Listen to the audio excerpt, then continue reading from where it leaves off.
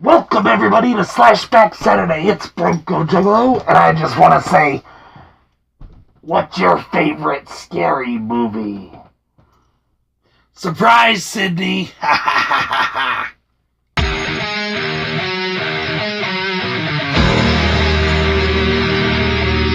What is going on, everybody? If you haven't guessed already, we are doing Scream. Directed by Wes Craven in 1996. Starring Neve Campbell, Courtney Cox, David Arquette, Drew Barrymore, Jamie Kennedy, the fucking Fonz, what's his name? Henry Winkler. Basically a who's who of 90 hot talent. Today we are talking about the movie that revitalized the slasher genre as we know it. Why am I doing this movie today? Well, today's theme is second chance horror. Movies that you didn't like, and then you give it another chance to, and you liked, or you still hated. When this movie first came out, okay, I didn't like it. I thought it was dull. I didn't think it was scary. I just didn't like it. And going on for years after, I didn't like it.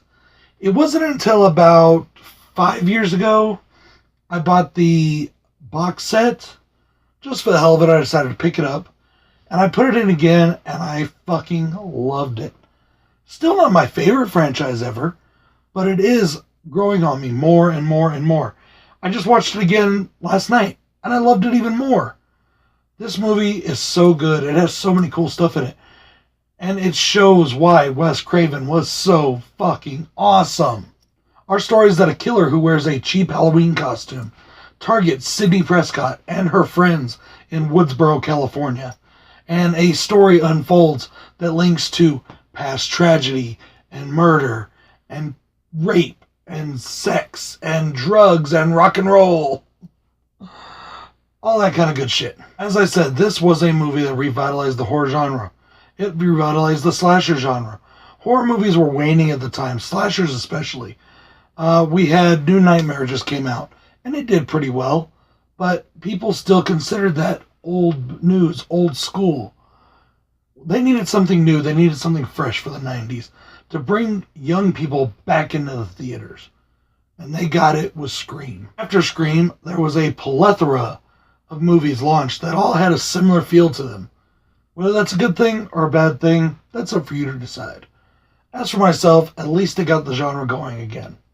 Now, I'm not a big fan of the I Know What You Did Last Summer, things like that.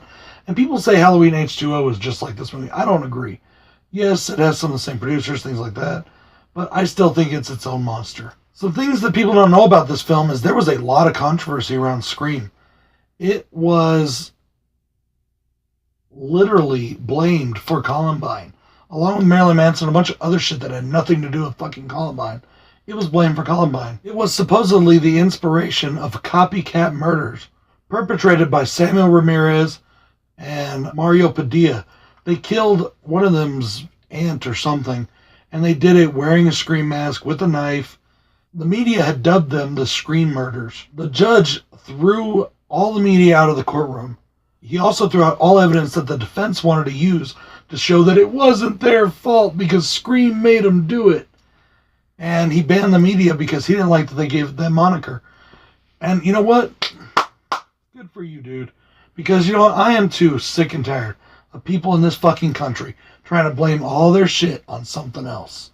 The TV made me do it. Seeing cigarettes made me do it. I smoked because I saw my buddy do it like 20 years ago. You know, I'm an alcoholic because the commercials on TV made me be one. Bullshit. Anyway, sorry. Political rant. So, something else that, well, a few people know. This movie came out right around the time of Caller ID. Y'all remember Caller ID? I don't mean what's on your cell phone. I remember the original Caller ID.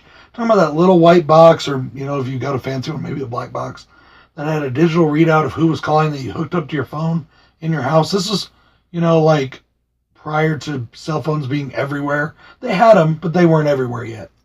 After this movie, sales of Caller IDs skyrocketed. People got so scared, so afraid to answer the phone. Personally, I find that hilarious. Pros and cons time, guys. Con number 1, Deputy Dewey. Why do we need Deputy Dewey? I don't get the point for Deputy Dewey. I don't understand his character. I don't get... Okay, there's nothing wrong with having a cop in the film, and a cop that knows Sydney, a cop that's related to one of her friends. Nothing wrong there. But why did he have to be the way he was? Why did he have to be a big whiny baby who nobody took serious and even whined in front of his police chief? Why was that even needed? Not saying that David Arquette didn't do a good job. He did fine. And I liked doing more as the sequels went on. But I didn't like him in this movie. I thought it was a really just stupid storyline, a side story that we didn't need. Oh, this is a tough one for me, a tough con. I like it, but I don't like it. It's cool to look at, but it doesn't make any sense. The garage door kill. I don't care if the girl is only 85 pounds. There's not a garage door opener, an electric garage door that's going to pull her up along with that door. It's a complete fantasy. This movie was supposed to be grounded in reality. It's not supernatural, no super strength killers, anything like that. So that scene is a little bit out of place in my opinion. Now it is cool to watch, and it's a interesting idea for a kill, but it didn't make any sense. And finally, my final con is Stu, played by Matthew Lillard, who does a great Shaggy, but, you know, honestly, he was really fucking annoying. Just a whiny little bitch of a character that always had one thing that he did with his mouth that made him look like this. And I didn't get it, and I thought he was annoying as fuck. I don't like Stu. I don't like the character. I don't like the way it was written. I didn't like it. I think he was a terrible, terrible character. In fact, it's only in the last act of the movie that Stu is kind of a cool character. And even then, he's kind of whiny. You know, Matthew Lillard, he's kind of a one-trick pony in these. Like I said, he makes a great Shaggy in the Scooby-Doo gang, but, you know. Getting into the pros, guys. I love how this movie is kind of got that meta feel to it. It talks about other movies. It references other movies that we see.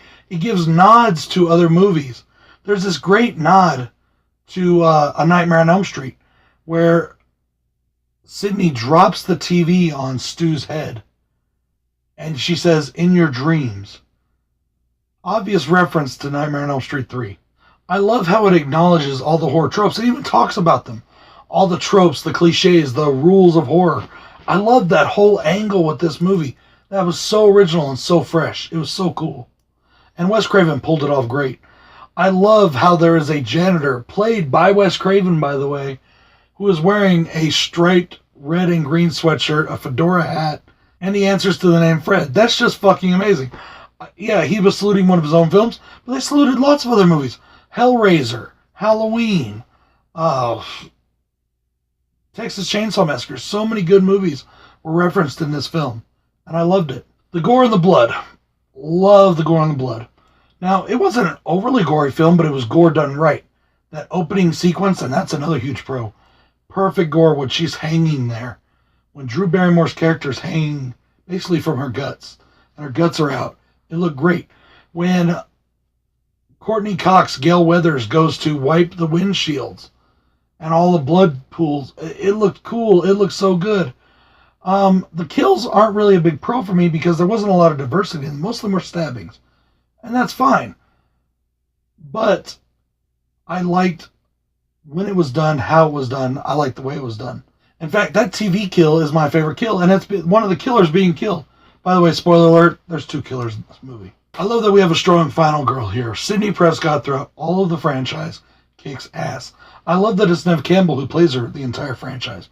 But in this movie, it really showed that the 90s were going for that strong female lead character. Not just a scream queen, not just somebody to be a victim. They wanted somebody who was going to fight back and kick ass. And Neve Campbell delivered that with Sidney Prescott. I love the twist ending. I love that we find out that there are 2 killers. We find out that the boyfriend is one of the killers. We find out that his mother left his father because his father was having an affair with Sidney's mother. We love that we find out that he actually killed Sidney's mother and raped her. We find out that his best friend is another one of the killers, and they've been doing this thing tag team style. You know, I really like that twist, and at the time, nobody saw it coming. I like the humor in the film. The humor was well placed. It didn't take away from the horror of the movie. It kind of added to it. Very well written, just like in Nightmare on Elm Street 3. I thought it rode that line really well. I know this sounds odd, but I liked Henry Winkler in the movie. I think Henry Winkler did a good job. He was fun, he was funny, and I just enjoyed him. I enjoyed seeing Henry Winkler in this film. So he was a pro for me, he really was. For me, guys, the biggest pro, I just mentioned it a little while ago, is the opening sequence with Drew Barrymore. Drew Barrymore, at the time of Scream, was a huge star. So it was only right to think she was going to be the star of this movie. They even put her name on the posters. Okay, they show her picture on the posters. She's in the movie for 10 fucking minutes. And she gets killed. And she gets killed graphically. She gets killed brutally. They splay her body out with her guts hanging out for her parents to find. It's amazing. Probably one of the best openings in all of horror. Sorry, I know there are people that are going to disagree with me, but that is an amazing opening. Flat out fucking amazing. Big props to Wes Craven, as always, man. Rest in peace, dude. I miss you, Wes. I miss you. I wish you could come back. Please come back. Anyways, guys, needless to say, this was a second chance movie. I gave a second chance to a few years ago. It was hard for me to find this movie, to figure out which movie I wanted to do, because this is part of a franchise. And I'm trying to wrap up the Evil Dead franchise, and now I got to do this franchise. So I'm going to get the Evil Dead franchise wrapped up if I haven't already. And I'm going to start on the Scream franchise, I guess. I wasn't planning to yet. Thanks a lot, Joe. But that's okay. Scream franchise, here we come. This is BroncoJuggalo saying, check out everybody doing Slashback Saturday. Check out Joe the Horror Man who created Slashback Saturday. He is one of my boys. He's one of my best buddies. Check him out. Everybody have a great day. Peace.